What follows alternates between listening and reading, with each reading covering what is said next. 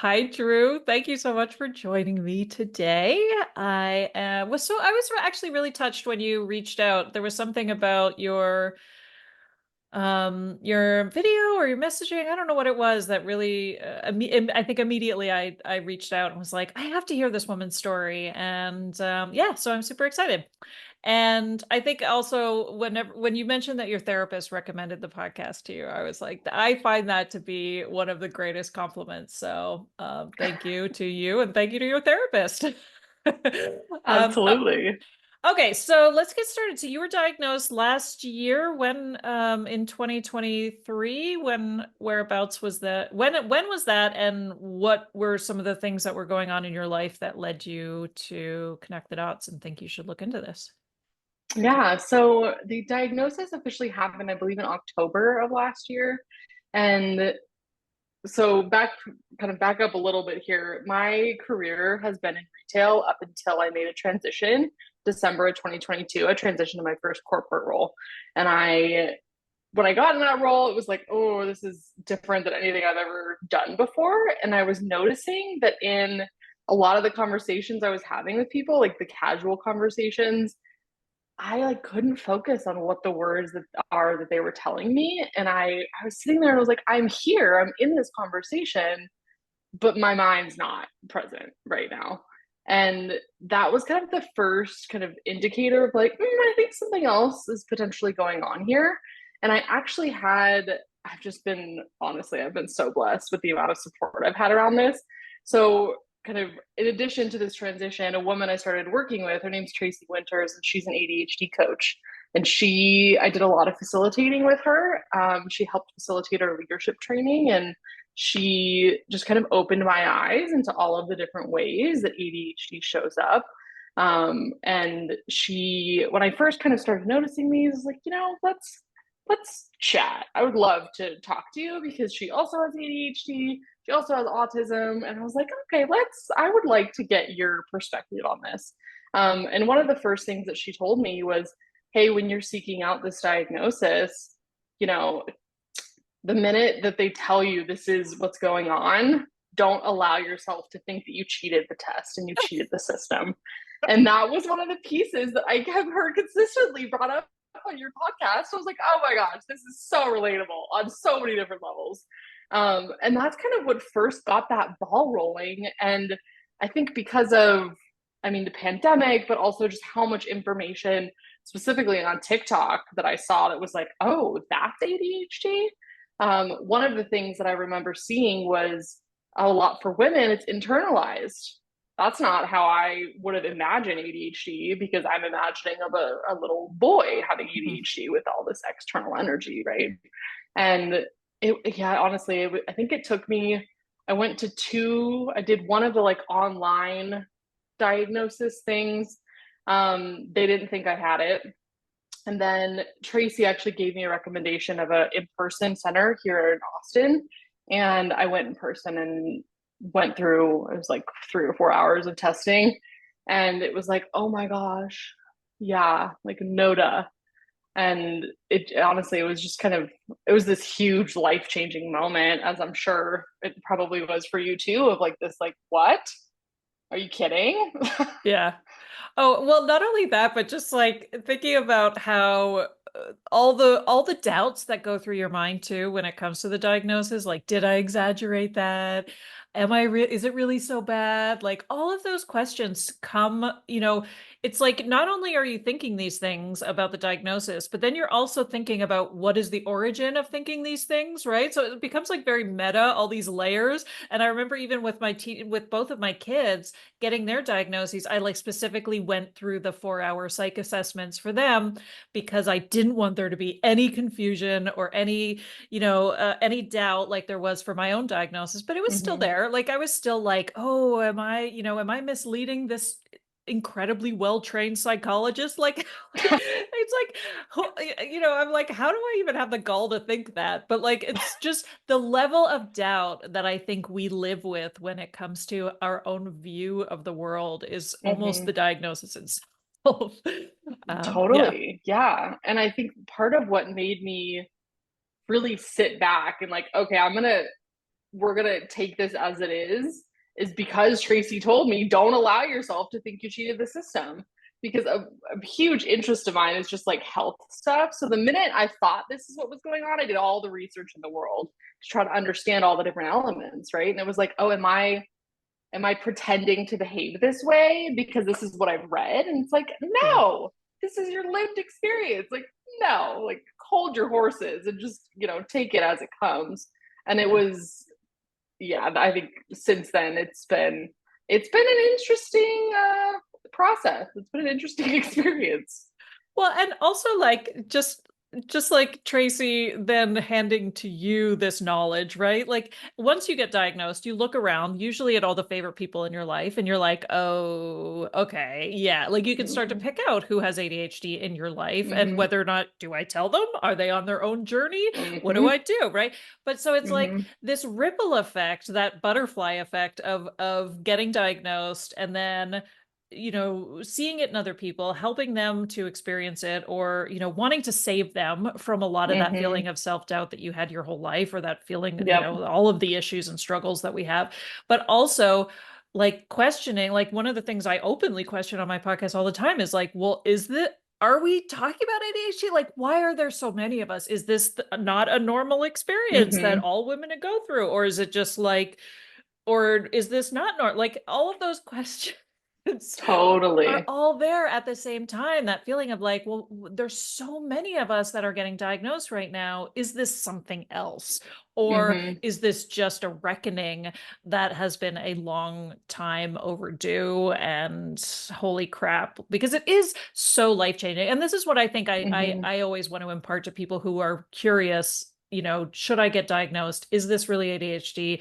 Or is this just, am I exaggerating it? Right? Like, I think that feeling, like you said, when you start to look into ADHD and read more about it, there's that profound feeling of being understood for the first time. Like it's like you connect with it so deeply that alone should be enough for us, right? It rarely is, but I think that should be enough for us to really say like this explains so much, Absolutely. and to follow that. Yeah, yeah. So now, what were some of the things? I mean, once you did get that diagnosis, what were some of those things that really stuck out to you looking back over your life and thinking like, oh, the signs were there all along. We just didn't know. Yeah. So, I mean, there were so many, like starting back to when I was in, gosh, elementary school. I was put on my own island because of how much I would talk and how much I would overtalk. And knowing now that, like, that's society's acceptable way for women to show the hyperactivity level. It was Right? like, oh my gosh, what? Like that's just crazy. And like, The other why did things, nobody think that was a terrible thing for a teacher to do? I had that so right? many times. Oh my, you just gave me goosebumps thinking about how awful Yeah. it was how many times my desk got separated and put next to the Mm-hmm. teachers or in the hall. Like, Mm-hmm. anyway, sorry. Totally. Little rant there. No, absolutely. I totally welcome it. I think the other element too is like, so how much did that impact how I'm showing up today? Because I did used to be extremely talkative. Now I've had coworkers tell me, you know, you're a woman of a few words. And I'm like, is that, I don't know. I'm still uncovering. Is that how I'm really choosing to show up? Or is that because of all of this societal expectations that got put on me from when I was in second grade?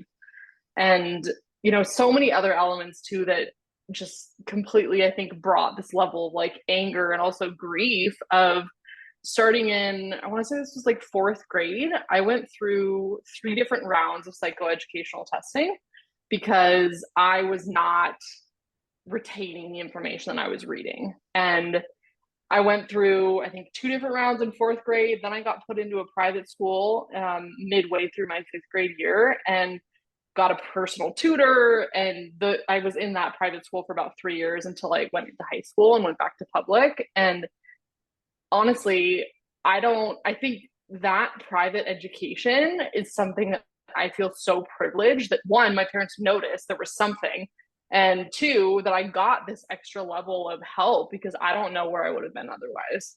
And even during those, I went through 2 periods of testing when I was younger.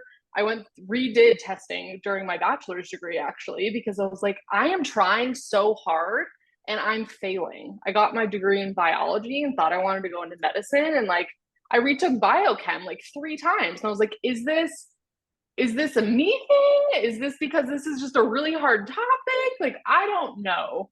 And I went back and I redid testing. And this was probably what, 8, 9 years, no, more 9 years ago. And it was never caught. I saw 3 different specialists of me not being able to get to the bottom of a paragraph and remembering what I just read. And I got accommodations for it. And like ADHD never even crossed their minds. Like so many other elements to come out, which is like, especially I think more recently, like this element of oversharing, because I think that's what I need to do in order to be able to like build strong relationships. I think I need to share really intimate details of myself with people to be able to build a relationship. But in reality, all that really does is off-putting for the other person because they're like, why did you just disclose this huge thing to me? Right. I think so many other things too. Like I've had chronic exhaustion since I was in high school. We never knew why. Never. I've had other health conditions and like it was always blamed on those. And the minute I started taking Adderall was the first stimulant I've been on, and it was like, oh my gosh, night and day difference. Like what? Mm. Like this is the level of energy people just walk around with. Like this is crazy. Um, and I think the other things too is like this. I think this was mentioned. I think pretty sure this was on your podcast. It was mentioned that this inability to trust yourself. Oh my gosh, did I relate to that? It was like I've had years of all this conditioning of like I can't trust what I'm thinking or what my mind is telling me. So now I have to do all this work to rewrite all of those thought patterns, right? And it's like that doesn't just happen once you get a diagnosis. It takes a lot of conscious effort to try to pivot your brain and your mindset on like, no, I actually can trust myself. It's just society that I can't trust. you Yeah. know? Yeah, it was just been eye-opening. And there's been little things every single day. Like ever since I was living on my own, I had a roommate for majority of my life. And I think that's what helped me keep in check with like doing the laundry, doing the dishes, because it was a shared space with someone else. But the second I lived on my own, oh my goodness, I like dishes pile up, then I feel ashamed about it, right? And then my laundry room is tucked away. I never walk by it. So laundry can sit in there for weeks and then I have to redo the laundry cycle because, it doesn't smell good anymore. And I'm like, oh my gosh, this is wild. And it's like all of those things that like I thought everyone was experiencing that, Mhm. right? And even things like level of communication. Like communication to me is really exhausting. I don't like to text a lot. I prefer a phone call because text is never ending. You text and then they respond and it's just back and forth and it's just it's just over the top for me. And like all of those things, like so many elements tie back to the ADHD, and I don't even think I realized how many. And my guess is that I'll probably spend the rest of my life noticing things that are like, huh, that's probably the ADHD too. Curious, you know? Yeah. Oh, when you were talking about the not retaining information, in school especially, I mean, I often felt like I had some kind of processing disorder, even though I didn't have a word for it. I didn't know the language, Mm-hmm. and so many times getting tested and having it not even be brought up. And then, you being left to your own devices, then saying like, Mm-hmm. well, what's wrong with me, right? I'm working Mm-hmm. so hard. I know I'm smart, right? But like it's Yeah. just not coming together. And then straight to the depression diagnoses, right? Mm-hmm. Straight to the lower your expectations Yep. diagnoses, straight to the anxiety diagnosis. And it's just like, God, I feel like we just need to be able to connect those dots earlier, Mm-hmm. especially in school. Now you mentioned that you You were the kid who didn't want to spend the night at friends' houses. I thought that was interesting. What's behind that? Hmm. So my theory, I actually am pretty sure I'm also on the ASD spectrum as well. And my theory, there's two elements. One, with ADHD, I can't unmask and therefore be able to relax at some level if I'm not in my own environment. That's what I think it is. I think the other element of it, though, is being taken out of routine and being Mm. taken out of whatever my pattern is or habit. Um, and still to this day, like I love to travel, but traveling is really challenging for me. Like I went last year to Italy with my family, and we were there for 2 weeks, and we were rotating like a new place to stay kind of every 2 or 3 days. That wasn't enough time for me. So I slept horribly on that entire trip because it wasn't enough time to give myself acclimated to like the new sounds, the new, light, the new environment.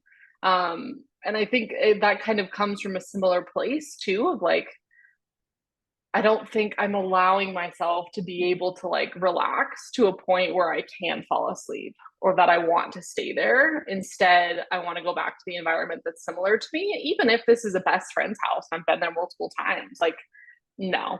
And I think a part of that too comes from this level of conditioning of like, there's something wrong with me, so I can't show anyone else that, right? And constant feeling of like someone's going to find out I'm a fraud and someone's going to find out this, right?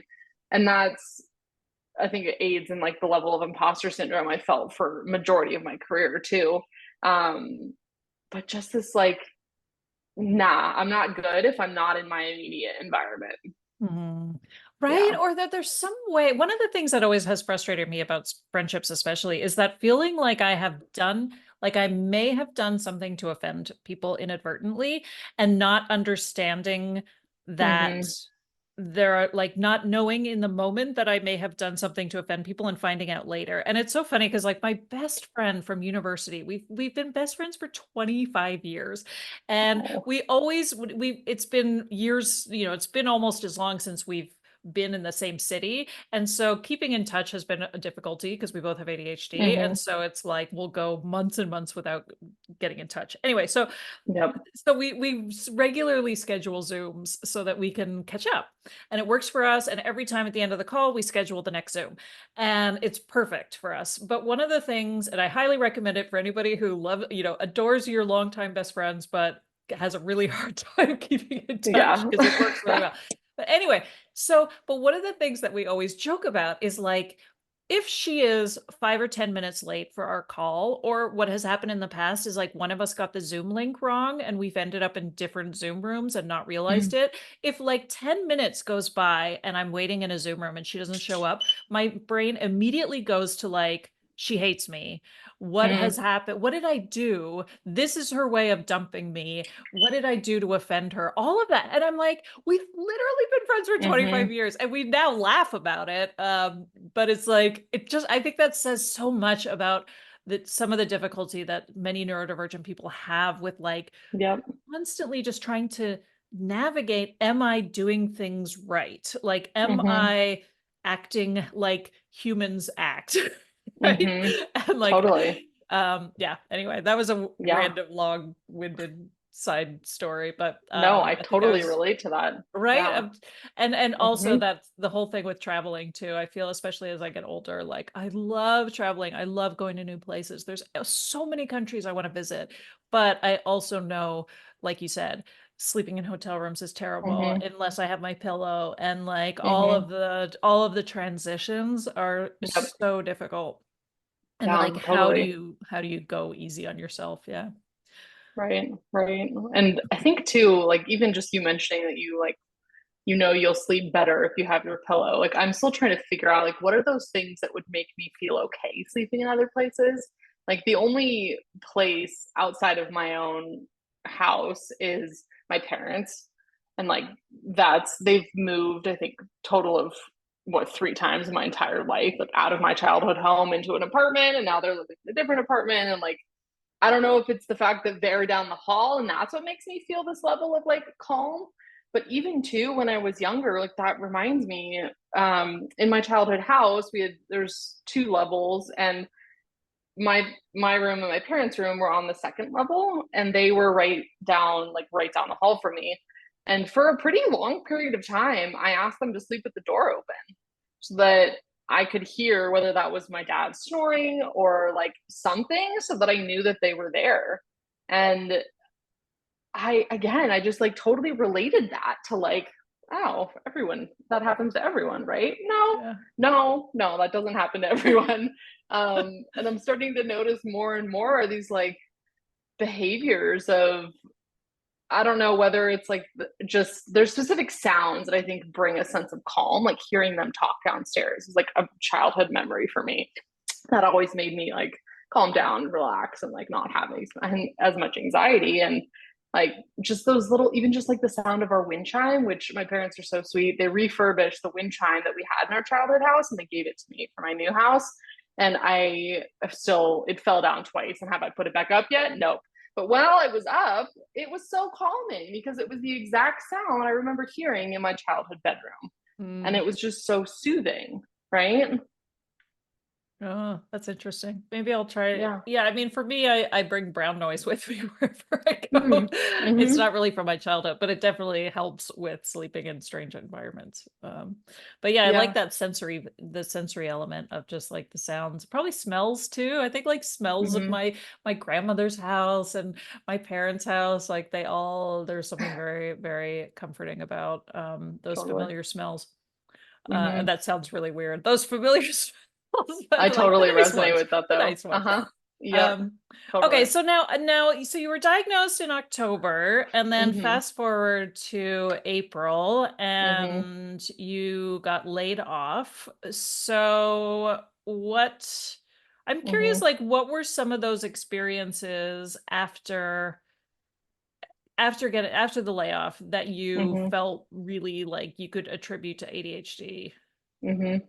So I think there's a couple elements. I think for one, I don't know if you've noticed this, and I have no idea whether this is an ADHD thing or not, but I was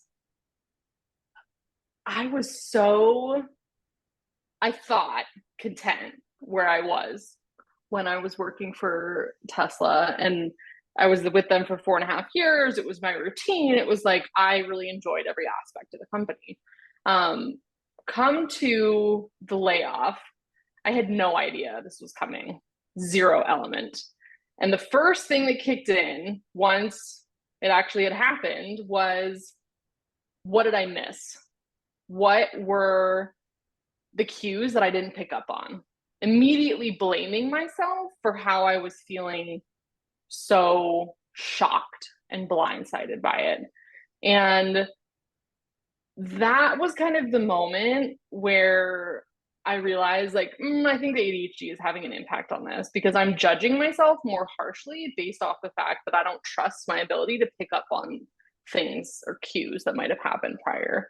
And I think secondary to that, like, I think the just how it all happened, it was so fast and so abrupt. I didn't get a chance to say any goodbyes to any of my coworkers. And it was like we were just done. And I think that level of abruptness, I think that would have had an impact on anyone. But for me, it was like this huge sense of I just got hardcore rejected, like to the another level of extreme. And through that, it was like, oh my gosh, like how do I didn't even know where to start. Like it took me probably, I don't know, a week and a half to say, like, okay, we're just gonna let ourselves feel, and then we're gonna figure out how to proceed from this. And I think it was come that point that I realized, I think for one, there is no resources available on how ADHD might be impacting your layoff experience. And I think that's something that, at least for me, through any kind of challenging situations I've gone to, I'm a deeply curious person. It's just who I am. And I want to understand all of the different elements that are aiding in how I'm reacting to something. That's something that I think I've been in therapy since like gosh, I was 15 years old. And that's something that I think my therapist has always really helped with. And I've had a consistent therapist now actually through Tesla, and she's phenomenal. And she really, I think, was the one that showed me, okay, you can feel your emotions, and that doesn't mean you're going back into a deep, dark depression. You can feel your emotions, and that doesn't mean you're never gonna have another happy day. And I think that element of this black and white thinking, where all or nothing, has been so consistent, and that was for sure. I think that was a big element that got triggered during the layoff. Of I'm never gonna find another job again. You know, my career is over. I'm never gonna find a place that I'm happy again, and that's I think I had had multiple sessions both with her and with my ADHD coach Tracy, and it was like, okay, there's a part of 25% of my brain doesn't believe that's true. 75% thinks that's wholeheartedly true. So how do we get this to be a little bit more balanced, right? It's still okay to have that fear because this is a really triggering thing that's happened. I've never been laid off. It was like a huge moment just in my life, I think. And like, okay, how do we get this to be a little bit more balanced? And a couple of the things that I think I've noticed since then that I am totally attributing to the ADHD is and autism is one, routine. My routine just got pulled out from underneath me, and like I don't know who I am without this job. So that element I think was huge in being able to establish like, okay, even if I don't get up at the same time, that's fine, but we're going to do something and get involved in some types of elements, whether that's volunteering or doing anything else to where we have a routine. So with that, actually a previous coworker posted a list of awesome resources, one of which was like a weekly job search kind of meetup group on Zoom. And that was really helpful. Like they had different speakers come on. I knew Monday morning, that was what I was doing. Every Monday morning, that was what I was doing. And that helped. The other element too that I come to realize now is getting up, going out and standing in the sunshine for what 5 minutes or longer is huge for all kinds of things. But I think specifically for folks with ADHD, because that's immediately giving you dopamine, right? And it got me to feeling like I wasn't starting my day with this dark cloud over my head, is how I described it. I think the other element though, too, though, was like this huge, quite honestly, it was like a relief, which is weird to say out loud, but this relief of like, I got this diagnosis. I had been noticing things like the way that just we operated on a daily basis wasn't serving me. Like we were a very interactive and talkative group, which was great, but it also meant that I never got time to focus and I never got time to put my head down and get work done. And that wasn't good. That made me feel like I wasn't doing enough. So now, kind of in this process and journey of like what's next, I want to make sure I have that. And I can set myself up in an environment where like I have dedicated time to focus and I have the ability to be able to disengage if I want to, while still being able to have the element to engage if I choose to, right? Like not being on my own little island, but also, yeah, like not really having to, I don't know, not having to try to focus on too many things at once. Cause I think that just added in the level of like anxiety and stress I felt to like, I couldn't drop a ball. And then I think really the last element that impacted this was like, I've kind of noticed since the beginning of my career, it was really hard for me to build relationships with folks. I was a manager previously, so I just always had a boundary. I had a boundary of like personal, professional. If I work with you professionally, we cannot have a relationship because especially early in my career, I noticed this element of like, if I did have a relationship with someone, I would overshare information that I should not have been sharing that. And that was just getting me in hot water, right? So it was like, okay, we're just going to clearly separate the two. And that's honestly, like, I really loved my coworkers. And now I don't have this internal battle because I no longer work with any of them. And I can see them. I can go get happy hour with them. I can check in on how they're doing. And like, I think that helps because now I can see there's more to life than just like a professional, success, whatever we want to call that. Um, and it's been nice to be able to get to know people on a personal level and like not think that they're going to turn around and like something bad's going to happen out of it, if that makes sense. Yeah, yeah, absolutely. I think, one of the things that I noticed after my diagnosis, I'm curious if you did as well. It sounds like maybe you did, but like a lot of us feel like our neurodivergent traits become more pronounced after a diagnosis. And it's like, is it getting worse or am I just noticing it more, right? And Mm-hmm. but also, am I advocating and building my life in such a way that I have Mm-hmm. boundaries that are helping me in a way? And so it's like, even just that idea of advocating for ourselves and being kind to ourselves and having those boundaries, like, are really uncomfortable, right? Like Mm-hmm. there's so many times where I mourned my pre-diagnosis days because I felt like I could get through things better, right? But I was just Mm-hmm. like masking and becoming exhausted and burning out. So it's like, but it's that almost that ignorance that sometimes we mourn, where it's like, Totally. God, like I'm not able to do that anymore because I prioritize rest and Mm-hmm. and I have these boundaries um and then I can kind of laugh about that. But anyway, my because it's like ridiculous to not do that, right? But it's like I think there is something about a diagnosis where it's like we do kind of mourn that old version of ourselves where we didn't know any better. Totally. I And completely resonate with that. right? But I do like the fact that a diagnosis, even if you're self-diagnosed, really, you don't have to disclose your diagnosis, especially in the workplace. I don't Mm-hmm. ever, that's everybody's choice. I don't really advocate for that. But one of the things I really appreciate about a diagnosis is how much it allows us to Mm-hmm. start saying, what do I need? What's going to make me perform better? Do I need a closed door? Like, what are the things I have? Mm-hmm. What do I give permission to myself to then ask for at work in order to do a better job? And yeah, it is in a lot of ways, it is a really great opportunity to kind of rethink a lot of that stuff. Yeah, and I think really the biggest key that this has given me is truly this like aha moment because I noticed this like oversharing element since I was early in my career and I never knew why.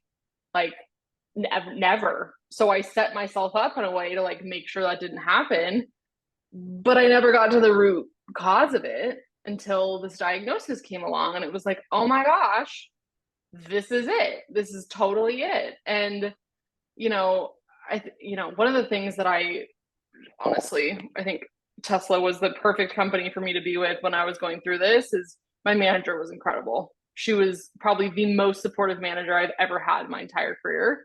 And she would purposefully, for example, I there was one week I had worked a lot of hours. I was doing a lot of training for different departments, and she came up to me and purposely asked me, "Hey, what are you going to do to like get 6 or 8 hours off of your hours for next week?" And she was very purposeful about that because I think, to your point, it's so easy. Either I'm on or I'm off, right? So I'm going to go until I'm feeling so burned out, or I'm going to feel like I'm not trying hard enough. And I think that's something that specifically for her, like granted, I hadn't had any other managers with this kind of frame of ADHD lens, but just the way that she would show up and support. And I knew if there was anything that I needed that would help me get my job done, she would advocate for it and probably get it for me. And like that element, I know there's so many people that exist in a workplace that don't have that. And I think she really helped me get clear on like, okay, like what are the things that I need, right? Like one of which was I ended up just like leaving headphones in pretty much all day because if I had headphones in, people weren't going to approach me because they thought I was in a meeting. And even that, and then being able to take my headphones out and being able to like, then that meant to people that I was open and they could come up to me and have a conversation, right? Um, and being able to like tailor like what is the amount of effort I'm putting into things. But then also too, like to your point, if I did something wrong, I knew that she was always going to come to me and talk to me about it. And I wasn't going to have to sit there and wonder. And that I think is the most critical part because I knew that if there was something wrong, she would tell me. Otherwise, it was my ability to shut my brain down. And I would know that I am not in trouble unless she is talking to me, in which case I'm not really in trouble, right? But like, it adds that element of like, I'm not having to anticipate what you're going to come talk to me about, right? I know that you will. And that is, I think, a big part of what made this last role that I had like so much more. It was a lot of work, but like I felt so much more calm in it because I knew that she would come and talk to me about it. And it wasn't like I was trying to have to understand someone's thoughts without telling them, without having them speak it to me. And that was, yeah, like I think that's something that I will for sure continue to look for, because that element of like being able to give feedback is so critical, especially for folks with ADHD, because I knew if something happened and I made a mistake, chances are I am being 10 times harder on myself than how she's probably viewing this, right? And like just being able to frame it in that way helped me. It was just a night and day difference of like being able to show up as my authentic self. Yeah. Well, and it sounds like having a manager that you can trust to be honest and not have some weird passive Mm-hmm. aggressive subtext, which often happens in the workplace, uh, Right. can be really Yeah. helpful. But I think that's the great irony of accommodations in the workplace. I mean, not only does it take us Mm-hmm. a long time to even think of ourselves as needing accommodations or being Yep. worthy of accommodations, because we so often with ADHD have felt prior to a diagnosis or even after a diagnosis have felt like we're hiding, right? We don't want to get found out. Our laziness, our inherent Yep. laziness is going to get found out unless Yep. we cover as much as possible. So one of the things that I think is so, I work on so many times with my clients when it comes to accommodations at work. It's like this feeling like I'm asking to get away with something, right? I'm asking for special treatment because I am Mm-hmm. lazy and want to cut corners or something, and my boss is going to look down at me, which Yep. is the total opposite of why you want accommodations. Somebody is asking for accommodations because they know that these things are going to help them do their best and show Mm-hmm. up as their best self, as opposed to being a hamster, spinning in a wheel, burning yourself out, right? And it's like, Totally. why is it so difficult for us to make that connection for ourselves, which is, accommodations are the best way to be the best person and the most productive version of yourself. And everybody wants that in a capitalist society, right? So it's like, Absolutely. it just feels like such a tragedy that so many of us feel like we just have to like jam it and get through and figure it out on our own and not ask for these things. And I think it's also Yeah. not just us. I think, Mm-hmm. workplaces also foster an environment of like, well, if I give you special treatment, I'm going to have to give Jim in accounting Mm-hmm. a special treatment. And you're like, well, yeah, let's do that, right? Yeah. Let's Totally. accommodate everybody. But this feeling of like, well, if you're not an individual, and that's where I think also, like you said, like once you start to realize who is a good manager and who are the people, who are the places and departments and environments that foster that Mm-hmm. kind of thinking, then you can realize those are the places for me. Like, Yep. those are the places I want to Totally. look for in this transitional period when you're going into the job hunt side. Yep. Now you talked about Absolutely. routines after your layoff. Were there Mm-hmm. other kind of tricks or other things that really you felt worked for you as you were transitioning from Tesla into your next job? Yeah. So there's been, I think, a really big one is through this platform that I joined. It's completely free and they have, I would guess, probably 100 different events that you could go to throughout the week. And it's a completely virtual platform. And one of the ones that I got drawn to was this event called Fabulous is Forged on Fridays. And this woman, her name's Michelle, and they're completely free every single Friday. And she has you do this little worksheet that's like reflecting on your week. So, what are your top 3 wins? What were your top 3 challenges? Let's elaborate on like what were you grateful for this week? with the challenges, pivoting it to like, what did you learn? And then the last one is like a real, I think it's just true manifestation of you're writing in past tense what made this current week you're going into so great. And I started doing those sessions with her like right around the like maybe a week or two after the layoff happened. Um, and I can't even begin to tell you the transition I had in my mindset of no longer feeling this like eternal dread of having to find a new role and having to make sure it's in the right, you know, right culture for me to be able to succeed there. But also, I think there's so many nuances that come with having to try to understand nonverbal cues. And I noticed this specifically with my autism assessment was if I know someone well, it's really easy for me to pick up on that. If I don't know someone well, whew, you could be, smacking me in the shoulder, telling me to like shut up and stop talking, and I wouldn't pick up on it unless you're telling me those words.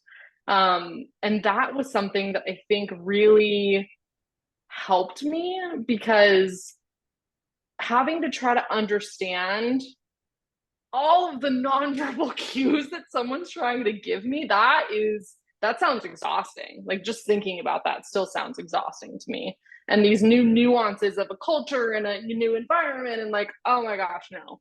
And really what these Friday sessions were able to do is I totally shifted my mindset from like, I have to go out and seek this to what's supposed to come to me is going to come to me. And that's how I'm going to navigate this. So I spent a lot of time. I feel very lucky that like I could take time to find the right role, but I spent a lot of time thinking about like what's the environment I want to walk into? What's the manager I want to have? What's the team I want to work with, right? Like what is my work-life balance going to look like? What's my stress going to look like, right? Like when I think about the sense of obligation I felt to every company I've worked for prior to this, like what am I going to do now that's going to help me not feel that way going forward? Um, and then hopefully avoid burnout, right? And the minute that I started shifting that mindset, it honestly was like a night and day difference. Like I went from applying to, can't even tell you how many roles in April and May. I was totally doing the spray and pray method. I was just applying to everything I saw in sight, wasn't getting any interviews. I had one in the entirety of up until, gosh, last month. And then all of a sudden, the minute that I said, okay, I'm going to stop doing this method. I'm going to apply to a role if I have someone reach out to me saying, hey, like a previous coworker saying, hey, I think this would be a good fit for you. And then I'm going to ask some questions and then we're going to see what happens. And like that pivot, it's like the minute you stop looking for something, something comes knocking on the door. And, like knock on wood right now, but I'm actually tomorrow I have like a final round interview for a company that I'm really excited about. That the culture seems like a perfect fit. It's exactly what I'm looking for from like a manager style and a leadership style. It's like probably a quarter of the workload than my prior role, which is exactly what I wanted. And it's like, oh my gosh, like this is wild. And I'm walking into these conversations with a level of curiosity and trying to understand and make sure that it's a good match on both of our ends, as opposed to me being fearful because I don't have a job right now and walking into those conversations with fear and like angst, right? And it's just been, I mean, I'm just getting goosebumps talking about it, but like it's shocking the mindset shifts that happen when you start living in what's going to serve you as opposed to what's serving everyone else, right? And like in addition to that, I'm actually just about to launch a like consulting business as well that is going to be catered towards small and medium-sized tech companies, helping them build cultures where empathy is the forefront of their leadership style and really building these inclusive cultures where people really want to show up and like want to do a good job, not because they have to, but because they want to. because when you tap into that level of passion, like I think I got a bit of that in my last position. Like when you tap into that, I'm going to go way far and beyond what the actual call of the role is because I believe in it, right?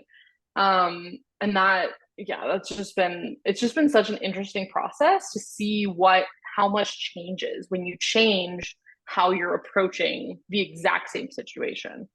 Mhm. And it wouldn't be ADHD without a couple of side hustle Right. businesses, right? Agreed. Uh-huh. Yeah, Oh, totally. and I accidentally started a consulting firm. Right. I love that. So Good. totally just lost my train of thought. Oh well. Um, so yeah, no, Consulting businesses, side hustles. I don't know. I it's lost. Oh well. Oh no, I know. I wanted to ask, what is this amazing group? The Fabulous is Forged on Friday group. Is it something you can share? Absolutely. Yeah. So Michelle Baker is her name. And the group, I actually found it through, I think it's called ooh, Job Club Launchpad, I want to say is the website. I can confirm that though and send it to you and make sure that's accurate. But Okay. Michelle does the Fabulous is Forged on Fridays call every single Friday. It's just an Eventbrite link. And it's totally free. And it's honestly, through all the times I've done it, I think there's been one call where we've had one other person on it. Otherwise, it's literally me and her. And I'm like, oh my God, this is life changing. And when you go through this exercise, it's you write down, she gives specific time frames, you write down what's happening, and then you say it out loud. And that saying it out loud piece, I think, is so crucial because it brings back, like, okay, this is actually going to happen. When I say something out loud, the chances of it happening is so much higher than if I just think about it, right? Mhm. So, and just her overall energy, she's a confident speaker and she travels all around the world and giving speaks to variety of different organizations on like how to live in confidence, and like so much of that, all of that is really mindset, right? How do you show up into the workplace? How do you show up for yourself? And she's just incredible. She's been totally a light for me in this entire process. Awesome. Well, I'll make sure to have a link to her work in the show notes as well. Cool. Absolutely. So now I'm curious, are there some of those things now as you are negotiating job interviews and also creating side businesses? I don't know why I'm laughing. It's just so ADHD. We can't help it. We're so entrepreneurial and can't help it. But Uh-huh. like, are there some of those things now that you think like, oh, my ADHD is actually, I'm not going to say a superpower, but is, that you're like, oh, I really appreciate my ADHD in this moment in terms of what makes you a great employee and a great, asset to a company. I think there's a couple things. I love that question because I think originally, if we had had this interview back in October, I would have been like, absolutely not. There's no superpower in ADHD. This is right because it was just a whole huge change curve. But I think now, honestly, I view it more so helping me than hindering me. I think for multiple reasons. I think for one, since I can remember, I always do really well in high pressure, high stress situations. And I think that's a part of why I really enjoyed retail. It was really fast paced. We had season holidays, right? And it was like 3, 2, 1, go time. And I enjoyed being able to control something and be able to like strategically use variety of different tools but also relationships to be able to have something be effective and highly effective. And that's something that I think still to this day, like I'm still planning on staying in like the learning and development field and being able to use like think on your feet. And truly I think a big reason for that too is like when I go into interviews, I don't really prepare for them at all. I research the company and I have questions that I'm going to ask, but I don't plan on how I'm going to answer any of the questions. I think for multiple reasons. But I think one of those is because I like thinking on my feet. That's when I'm going to get the best result, as opposed to me sitting there trying to type out notes on like how I'm going to answer a question and just overthink it. Right. I think the second piece of that though is I think I would guess, I'm curious what your thoughts are on this. I'm not sure if this is an ADHD trait or just who I am, but I take a huge level of responsibility for anything I put forth, whether that be I'm working with clients on a consulting project or I'm helping women navigate, different workplace inequalities that are existent right now for women in the workplace, or I'm putting forth a training for a department that I am owning. Like I spend so much time making sure I'm showing up in the way that I want to show up and in the way that's also authentic to me. And I think that element of the authenticity, it makes me, I would have never considered myself a creative person. And throughout this, exploring side hustles piece, no, I'm actually a really creative person. It's just I need the right environment to be able to show that, right? And being able to think outside of the box and come up with different unique solutions to a variety of different problems. And then I think the last piece that I think really helps me is when a big reason why I'm also planning on launching like a coaching slash also consulting business for women, and helping them navigate, women in leadership roles, helping them navigate all of the different workplace inequalities that show up for women, like how to navigate, being empathetic versus now we're crossing over into being like not empathetic enough. And being able to hear different women's stories on how they're approaching situations and what, this is what their outcome was that they're hoping for, and this is not what they got. It's really, I don't want to say easy, but it's very clear to me in hearing women's stories, like what's the root of that? And where do we need to focus our time to be able to help them resolve that? And it's almost like I can look through the weeds and focus on what's behind it. And then that's the root, and that can solve the entire situation. And I think that's something that, again, I just thought everyone had that. It's not the case. Not everyone has that. And really being able to like help shed a different perspective.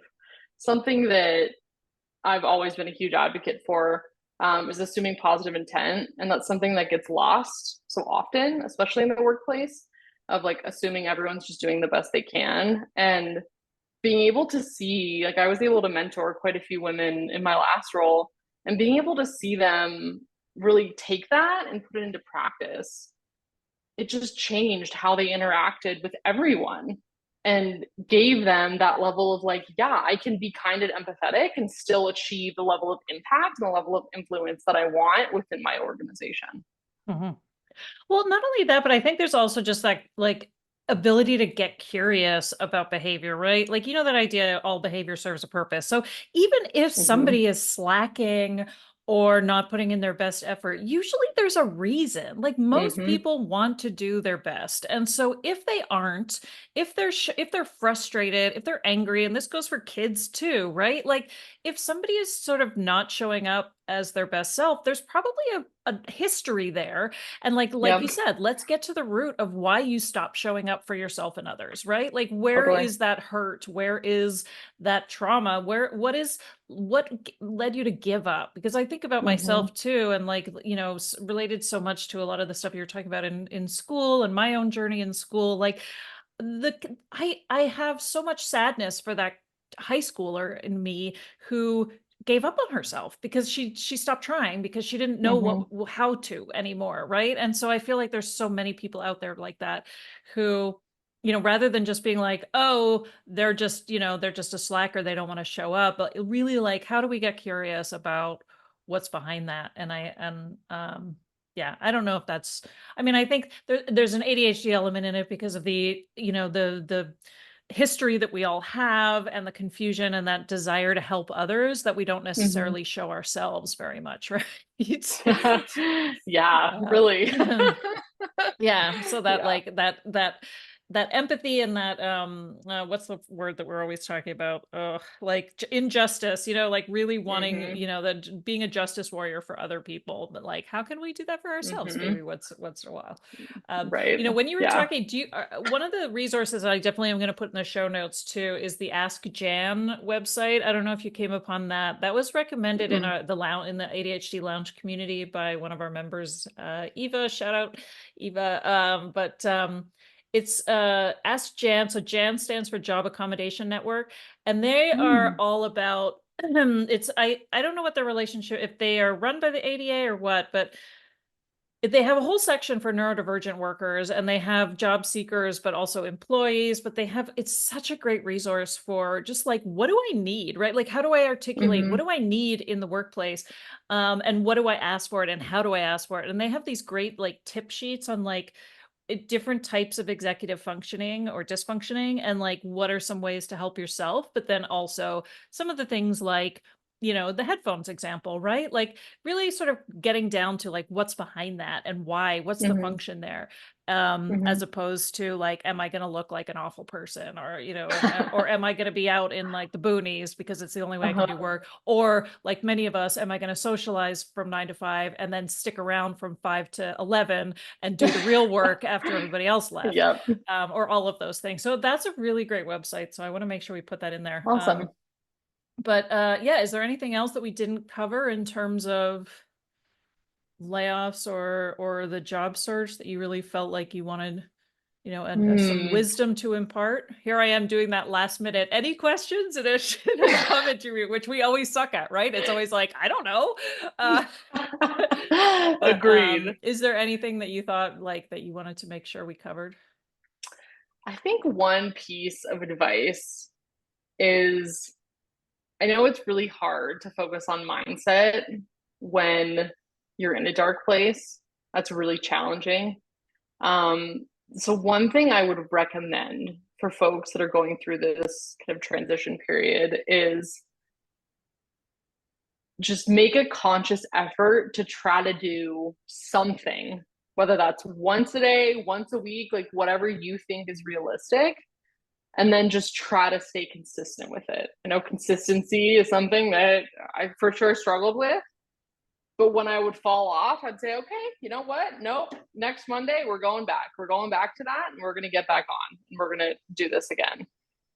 Because even just showing up for yourself in whatever way you think will be helpful is going to do so much good, just so much good in comparison to consistently every day being hard on yourself. Like just trying one behavior that'll you think might help you break through that, um, to any degree. Like there's nothing too big, there's nothing too small, and just showing up in how you need for yourself. Yeah. Yeah. I love that. Um, cool. Also stay away from LLMs. Agreed. Yeah, That's my that my too. advice. Anyone who's job hunting, I'm like, anything that says direct marketing, social selling, Yeah. just stay away. It's not going to end well. Okay. Agreed. So before we end, this has been really great. So I've really loved your insights, and I'm sure this is going to be a really valuable episode. So thank you so much for giving back, right? As we always talk about, I love when listeners reach out to me and say they want to share their story, and it's such this nice, the ripple effect that we were talking about, right? Which is like, I want to help others. If I can save one woman from all of that struggle, it'll all Agreed. have been worth it, right? Um, Absolutely. do you Absolutely. have an alternate name for ADHD that you might want to share? Oh, I was thinking about that.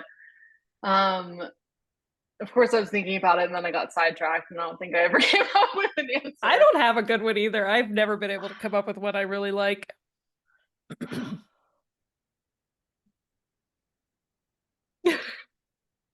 Yeah, honestly, no. I think there is an element though that like, yeah, I mean, attention deficit, like that's just not accurate at all. It's just a matter of how we wield said attention. But I think it really too, I don't know. I think there's a huge element of people pleasing in this, specifically whether that be folks that were late diagnosed. This can be, both men and women. But it's like learning how to stop behaving for others and start behaving for yourself. Because I noticed that so often with myself of just, I was doing everything to make others happy and then I wasn't happy. And I think a lot of that comes to the ADHD of having to be very empathetic and picking up on things like that within others. And like really ultimately, all that's doing is yourself a disservice. That's not helping anything else. Because if we live in and really kind of go towards places that are curious for us, like I think it allows us to operate in a space that like we feel like we're doing good, right? In any element. Um, yeah. So I think there's got to, I wanted to add some element of people pleasing in there, but yeah, I don't know what that would be called though. I know, right?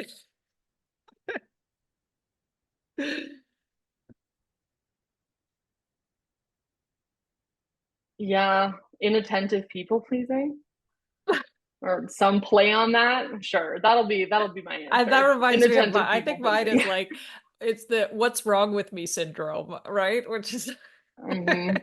because I always say I'm like Totally. that seems to be a common thread for all of us that so many of us who ended Hmm. up with depression and anxiety diagnoses, which is like that question Yep. that always runs through our mind, which is like, what's wrong with me? What's wrong with me? Yep. Well, Yeah, I anyway, absolutely agree.